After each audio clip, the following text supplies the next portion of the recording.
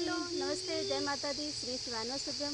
और आप सब अच्छे हैं ऐसा मेरा उम्मीद है। ऐसा मेरी भोले बाबा से प्रार्थना है कि आप सब जहाँ रहें स्वस्थ रहें और मस्त रहें। तो हम लेके आए हैं एक चुटकुला नाच गीत और आप सबको अच्छा लगेगा ऐसा मेरा उम्मीद है।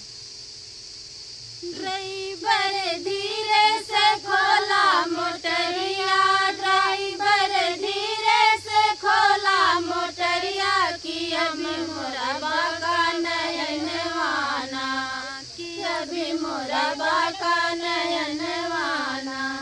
ड्राइवर धीरे से खोला मोटरिया, ड्राइवर धीरे से खोला मोटरिया, कि अभी मोरा बाका नयनवाना।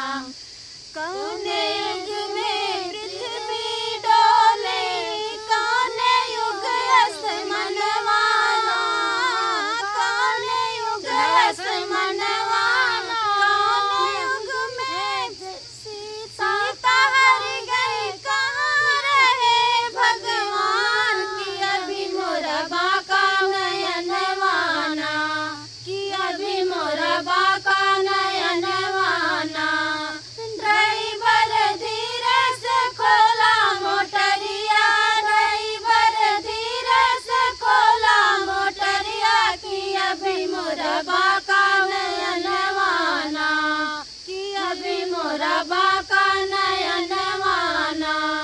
सतयुग में पृथ्वी डोले, अठयुग में आसमानवाना, अठयुग में आसमानवाना। त्रेतायुग में सीता हर गई, वन में रहे भगवान, कि अभी मोरा बाका नयनवाना, कि अभी मोरा बाका नयनवाना।